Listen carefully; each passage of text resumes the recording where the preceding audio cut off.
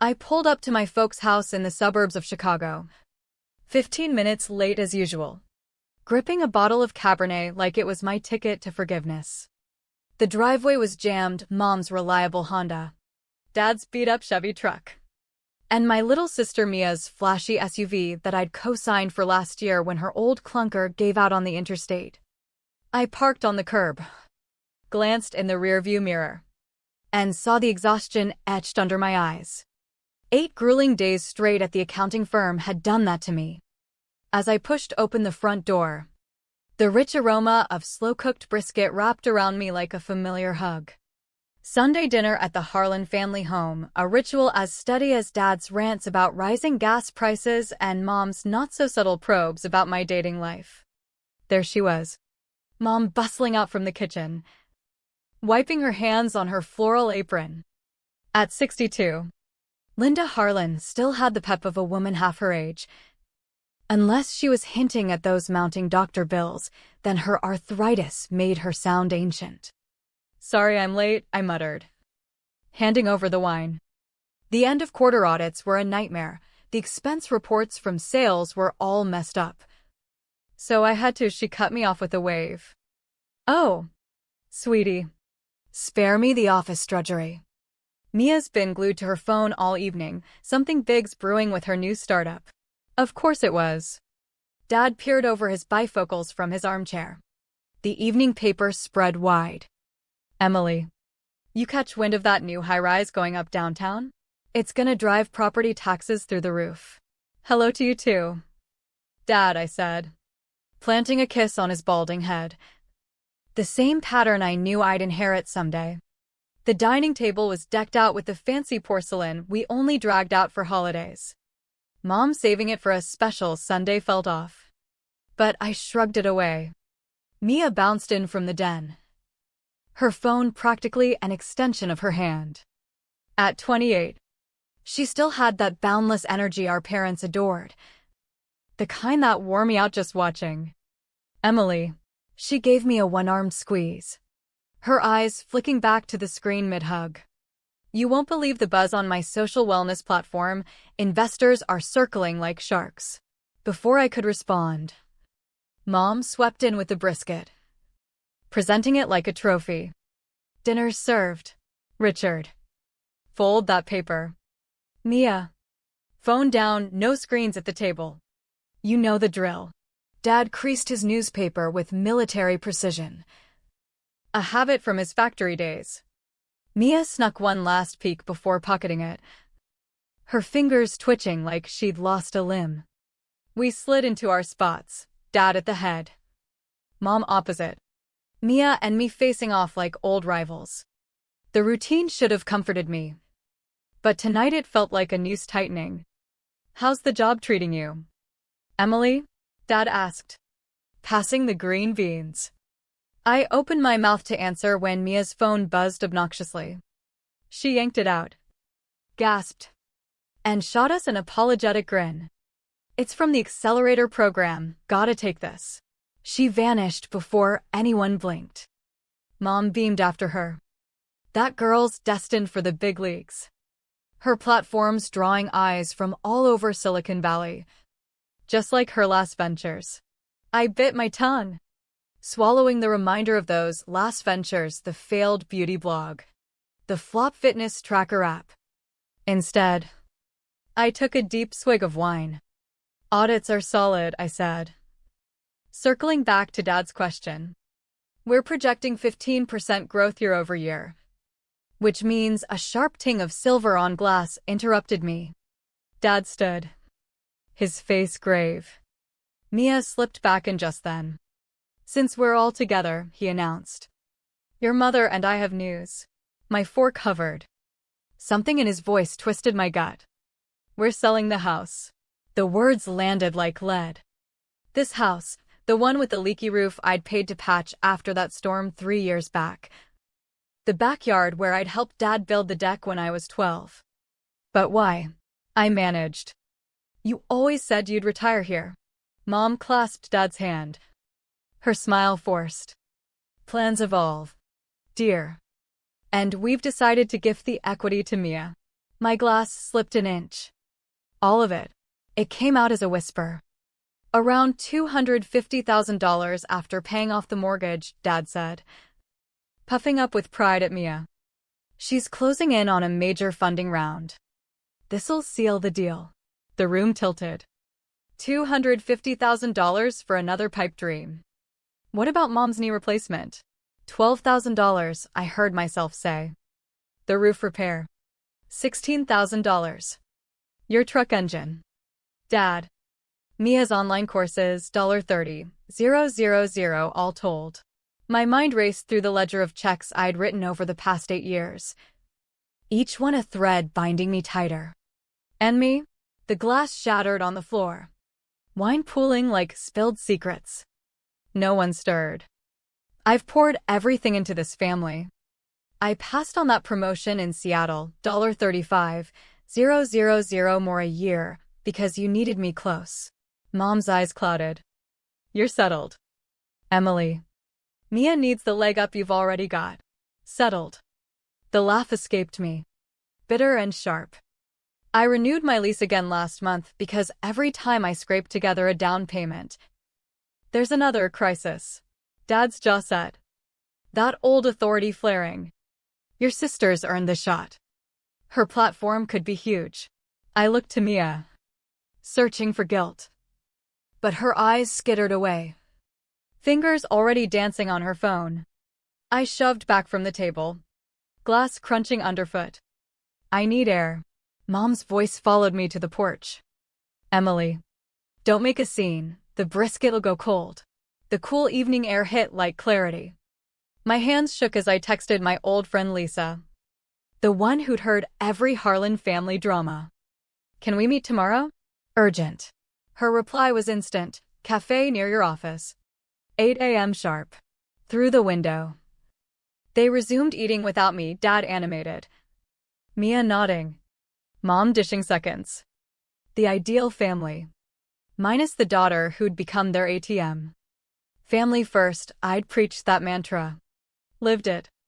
But staring at them, I wondered when I'd shifted from kin to cash cow. That night, I made a vow that felt 8 years late. The next morning, the cafe hummed with rush hour chatter. Lisa sat in our corner spot, scrolling her phone with a furrowed brow that screamed lawyer mode. She looked up, her credit union exec smile fading to concern. Got your usual, she said, sliding over a latte. You look wrecked, rough night? I collapsed into the seat. Worse than you know. Family dinner imploded. She leaned in, glancing around. Before you spill. I saw something at work I shouldn't share. But as your friend, there's a new home equity line against your parents' place. $70,000 from Lakeside Lending. Filed 3 weeks back. The latte turned sour. Impossible. They just announced selling to fund Mia's startup with $250,000. Lisa fidgeted. That's why it flagged me. The signatures. They're off. I've handled your dad's paperwork before, this ain't it. The pieces clicked like a lock tumbling open. Fraudulent loan. Forged signatures. Sudden sale. I bolted, leaving the coffee untouched. That night, in my dim apartment, I logged into the family accounts they'd added me years ago during Dad's layoff and Mom's health scare. A temporary fix that stuck. There it was, the $70,000 helic. Fully withdrawn. I dug deeper, pulling loan docs through a contact, printing them out. I spread the pages like a crime scene. The forgery screamed amateur, Dad's signature missing his sharp flourish. Mom's too loopy. Too girly. I'd seen that script on Mia's thank you notes. Her failed business plans. My sister's hand, masquerading as theirs. Felony fraud. Prison time. I printed more, years of my transfers, Mom's surgery. The roof. Mia's investments. All from me. I created a digital fortress, folders labeled evidence, scans of every scrap. At 2 a.m. Lisa texted, "You good? Looked like a ghost this morning." Not yet. But soon. Would you testify on the SIGs? Her reply, ethically. I shouldn't have said squat. As your pal? Hell yes. At work. My coworker might notice my days. Tough weekend? I can cover if you need time off. Might soon, I said. During lunch. I called my old roommate in Seattle. That job at your firm still open? Emily. Yes. Ready to break free? Not quite. I thought. My advisor confirmed the obvious. These aren't real. Report it ASAP. Alone. The betrayal sank in like poison. 8 years of me as the fixer. The funder expected. Not valued. My phone glared with the bank's fraud line. 1 call away. But blood deserved a shot at redemption. Even tainted blood. This ain't about cash, I murmured to the shadows. It's respect. I group texted them. Family meeting tomorrow. 7 p.m. No excuses. They were waiting around the table when I arrived. Dad scowling. Mom anxious. Mia phone obsessed. I laid out the folder. Documents in precise rows, reports. Forgeries. The helic. Mia. Explain. Her phone thudded to the floor. Mom peered closer. What's this $70,000? This isn't for the startup. Mia's eyes bounced like a trapped rabbit. Dad snatched a page. Fury dawning. It's not, it is, I cut in. Fraud. Felony. Mom gasped. Mia dissolved into sobs. I needed bridge cash. The backers were waffling. Dad and Mom exchanged that look, the one that always preceded begging me to bail them out. This is fraud, I repeated. Rising. I'm reporting it. Dad blocked the door. Faster than his age suggested. You won't send your sister to jail. We're family, we handle this in-house. Mom whimpered. But he pressed, we forbid it. I stared at them, Dad as barricade. Mom scheming. Mia weeping for show.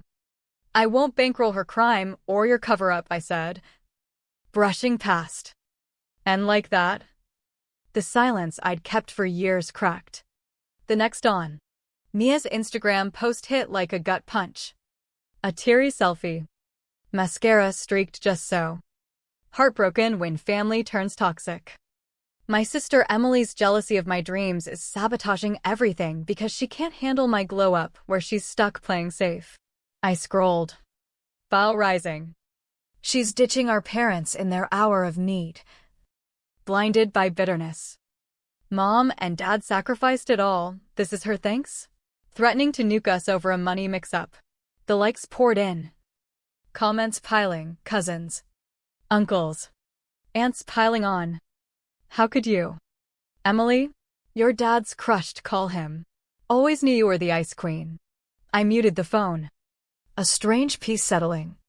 Hand steady. Heart even. At lunch. I built more folders, smear campaign, timestamps on every attack. Dad's email to the extended clan BCC'd to me by mistake, sealed it, supporting Mia's groundbreaking platform. Sadly, Emily's stirring drama over a minor loan to boost her. Pray for us. Screenshot. Filed. Mom's voicemails escalated to sobs. You're ripping us apart, be reasonable. Saved. Categorized. When anonymous trolls hit my LinkedIn family wrecker, I documented those too. Each entry fortified that calm. Like armor forging in fire. The fraud lawyer I saw next, my boss's referral, scanned my files with awe. Clients usually show up a mess. You've prepped a case file. Numbers are my world, I said. A ghost of a smile. That recording of your dad blocking you? Gold for coercion. 3 days later. Dad's truck ambushed me in the office lot. Mom looked frayed. Dad hulking. This social media storm, you fix it, he growled. Mom twisted her bag, posted some misunderstanding. Back Mia publicly. The absurdity nearly broke me. Lie for her fraud? Dad loomed. If you don't drop this and mend fences, you're cut off, no longer our daughter. I eyed the security cam's red blink. More evidence. I've been cut off since you picked her dreams over my life, I said. Driving away. Support trickled in then, Lisa's offer of a couch. My Seattle pal's job nudge. A law buddy's free review. My boss gave flex hours. Talent like yours endures. Family BS doesn't. The bank's inquiry arrived certified. Statement on suspect signatures. I attached my dossier. Hit send. Dad's midnight call slurred with whiskey. What VE you unleashed? Investigations on. Documented. Mia showed at my door. Eyes raw for real. Please. I'll lose it all. I saw her then, the pampered facade. The entitlement. You chose forgery, I shut the door. Next day. Police report filed. Accounts severed. Lease ended. Seattle interview booked. My advisor marveled, like untangling a noose. The neighborhood block party loomed, a Harlan staple. I RSVP'd yes. Evidence ready. One last stand. I parked blocks away. In my power suit like battle gear. Laughter floated, burgers sizzled. Dad spotted me. Spatula frozen. Neighbors hugged, missed you. Emily. Mia charmed a crowd with startup tales. Mom deflected house sale questions. Dad boomed, family loyalties are creed. They circled, Mia's guy thanking my support, aunts buffering. I wove through. Correcting lies softly. Dad cornered me at desserts. You're humiliating us. Or did Mia humiliate you with $70,000 fraud? Silence exploded. Neighbors froze. Forged signatures? The banker neighbor pressed.